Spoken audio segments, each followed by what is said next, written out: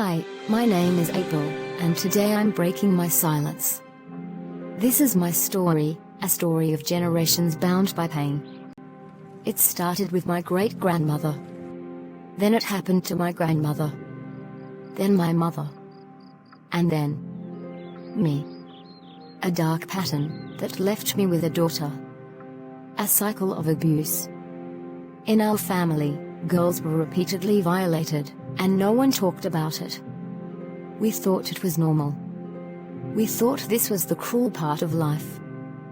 But then, I met Jesus. And he showed me the truth. Life isn't just what you see. Things don't just happen. Life is spiritual. And that truth changed everything. Hey April, the boss wants to see you in his office. Okay, thank you, Tom. Good day, sir. You sent for me. April, I need to talk to you. I'm not comfortable with you bringing your daughter to work. You told me it was temporary, but it doesn't seem that way anymore. You need to find someone else to take care of her while you're here. I'm sorry, sir. I'll take care of it. Few weeks later. April, we had this conversation before. I told you I don't want your daughter here, but she is still showing up at the office. Sir, I'm so sorry.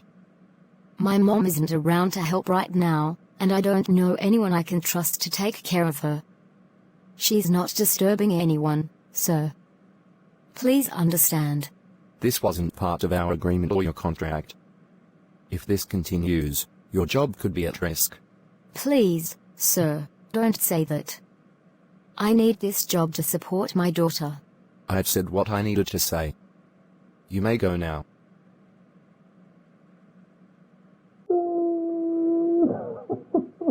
Mom, why are you crying? It's nothing, sweetheart. Mommy's just a little worried. Worried about what? Nothing important, baby. Mom, please don't hide it. I feel sad when I see you cry. Okay, baby. Look, I'm smiling now. Are you happy? Yes, Mom. I love you so much. I love you too, Mom. Good morning, sir.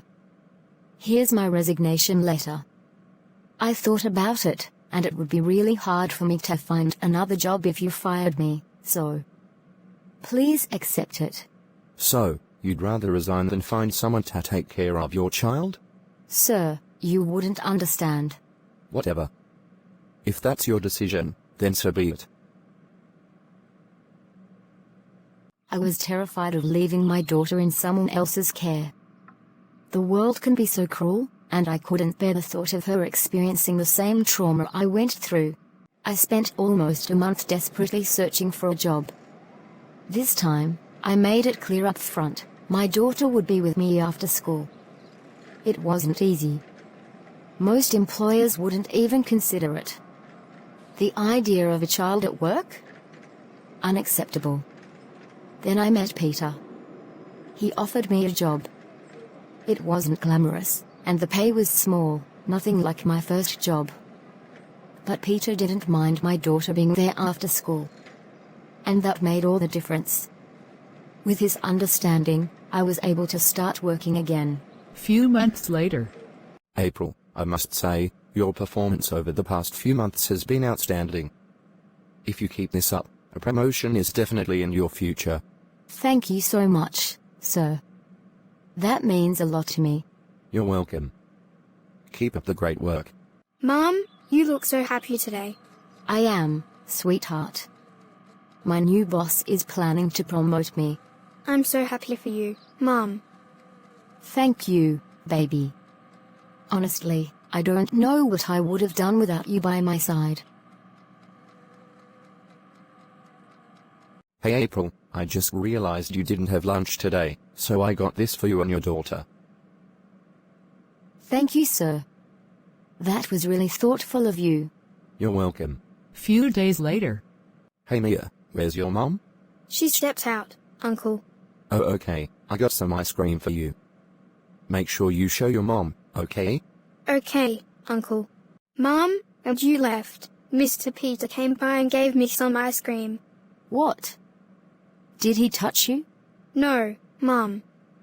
He just gave me ice cream. Give it to me. I just stepped out for a few minutes, and you're already giving my daughter things? Don't ever buy her anything again, and never come near my daughter.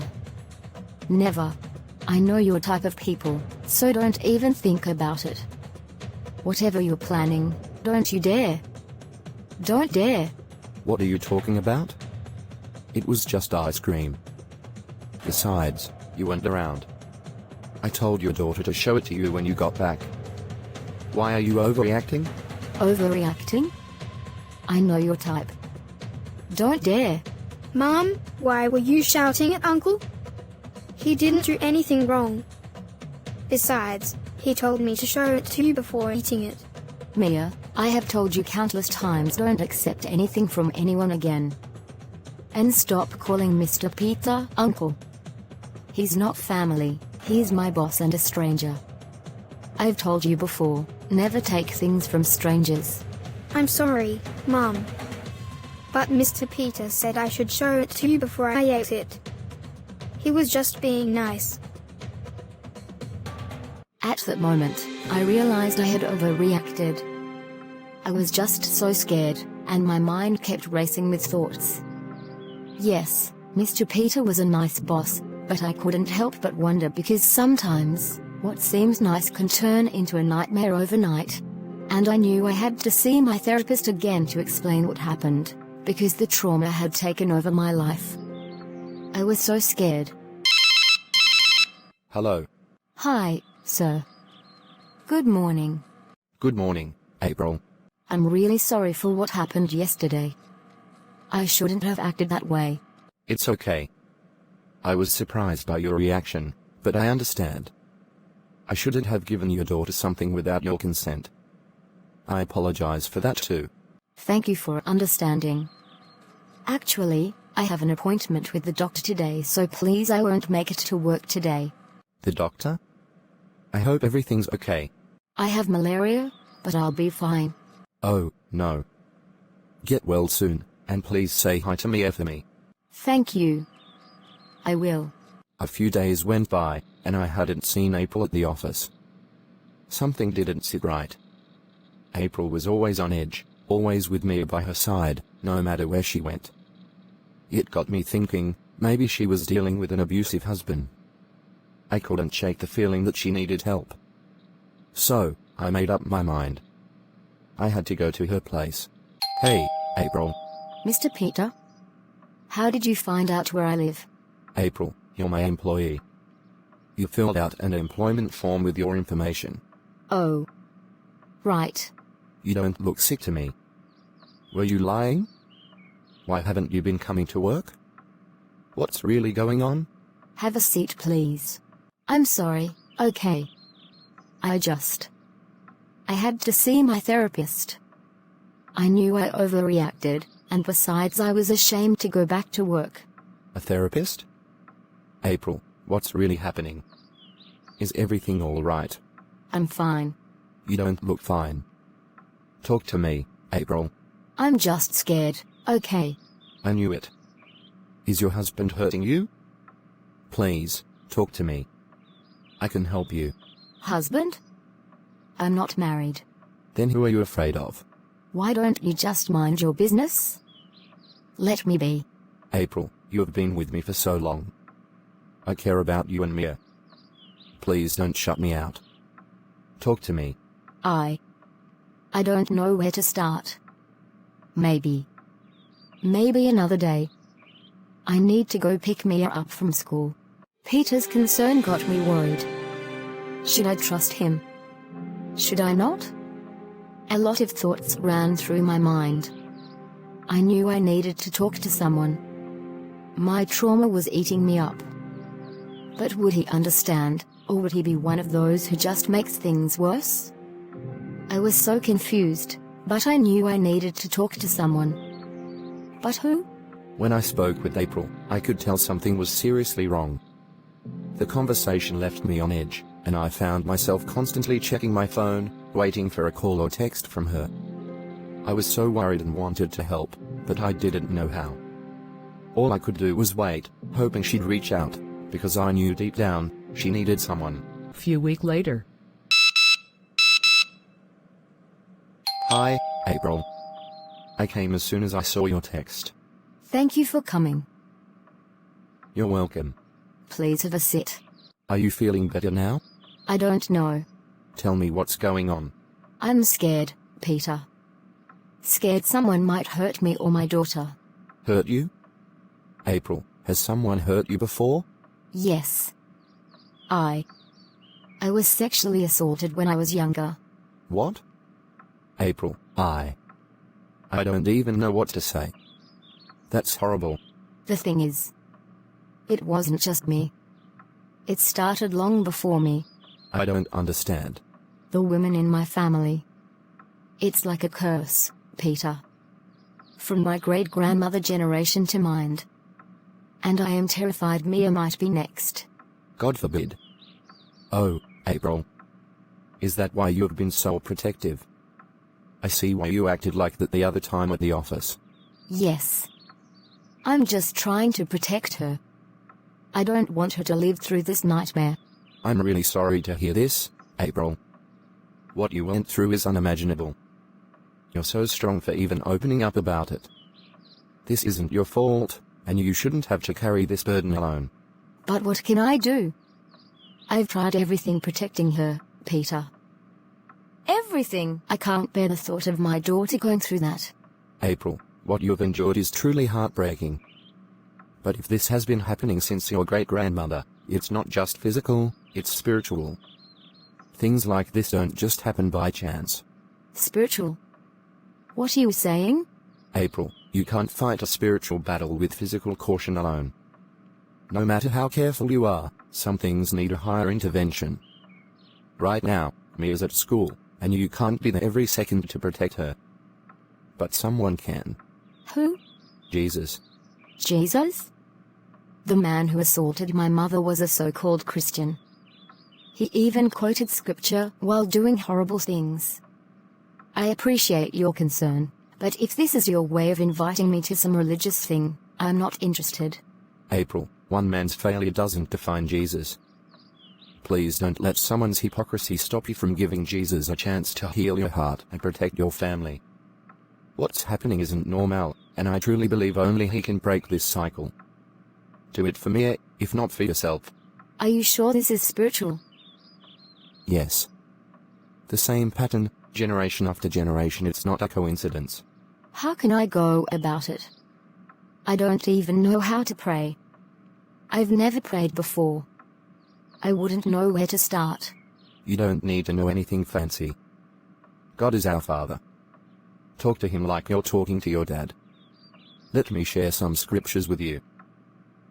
An hour later. Wow. Thank you, Peter. Those words really touched me. Just keep meditating on the scriptures and pray. It won't be long before the Holy Spirit starts guiding you. Okay. I'll try. Anything for Mia. Don't forget to come back to work. We miss you. I sure will. Father Jesus, I come before you with a heavy heart burdened by the pain of the past and the fear of the future. Father, I lift up my daughter, Mia, into your hands.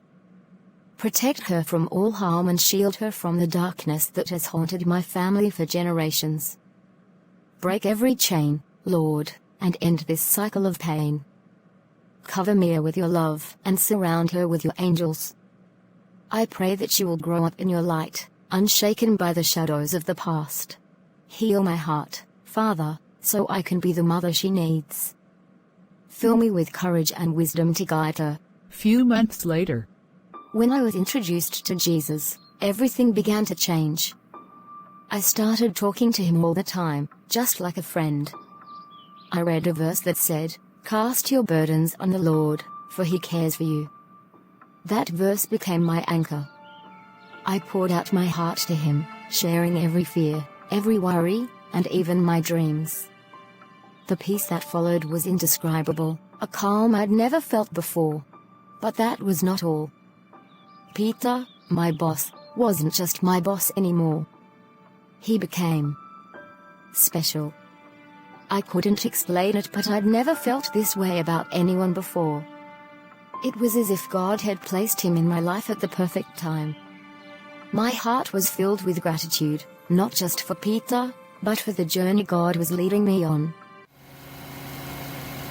April, what's going on? You sound shaken. What happened? I had a nightmare, Peter. It felt so real. I can't shake it off. What did you see in the dream? Someone warned me to stop praying. They said if I don't, they'll come for me. I'm so scared, Peter. Who said that? It was a strange man. But then, he started yelling at this old woman. He said, "This wasn't our agreement. You promised to give them all to me." And what did the woman say? She answered, Yes, and I've kept that promise. April, this is actually good news. Good news? They're threatening my daughter. How is this good news? Don't you see? Your prayers are shaking things in the spiritual realm. They're panicking because their hold is breaking. Really? So what do I do? We keep praying. Let's fast and pray together. We'll intensify it. Trust me, April, they won't get near Mia. She is shielded by God's protection. Thank you, Peter. Thank you for everything you do to me and Mia.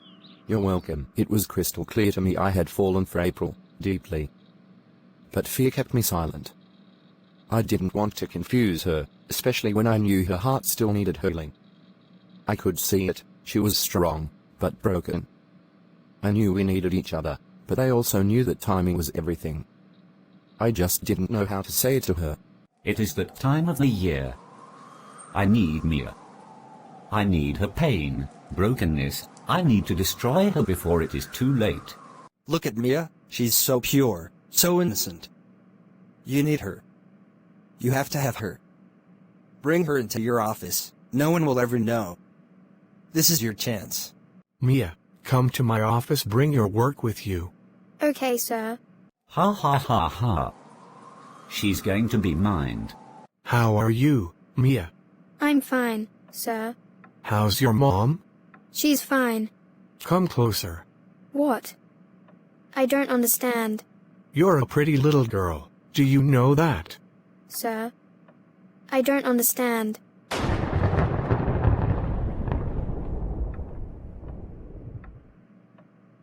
No. What am I doing? What am I even thinking? Mia, go to your class. Please. Okay. No, no, no. This can't be happening. What just happened? Who put a hedge around her? April did it. She's been praying and we've been blocked.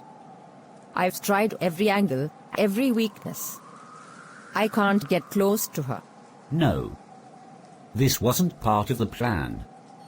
We're too late. She's protected now. We've lost her. No, no, no, no, no. Mum? Yes, baby. What is it? Our teacher. He did something strange today. Strange? What do you mean? What happened? He told me to come close. What? Did he do anything to you? He just said I'm a beautiful girl.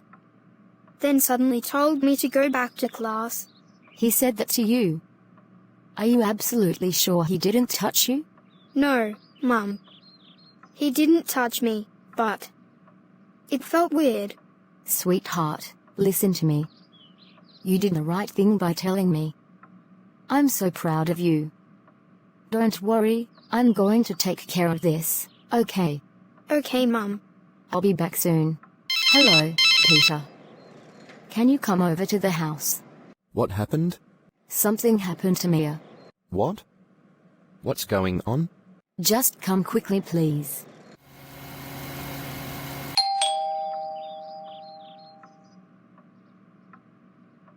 April, what's going on? What happened to Mia? Mia told me her teacher called her to his office, said she was beautiful, and told her to come closer. What? Are you serious? Did anything happen? No, She said the teacher suddenly told her to go back to class. Ah. This doesn't feel right. I know, I'm so confused. We need to confront this teacher. We can't let this slide. Okay. I know where he lives. Let's go.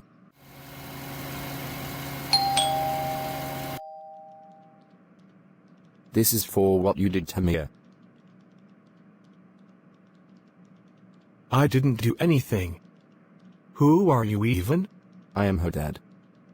Do you recognize these words? Come closer, you're a pretty little girl?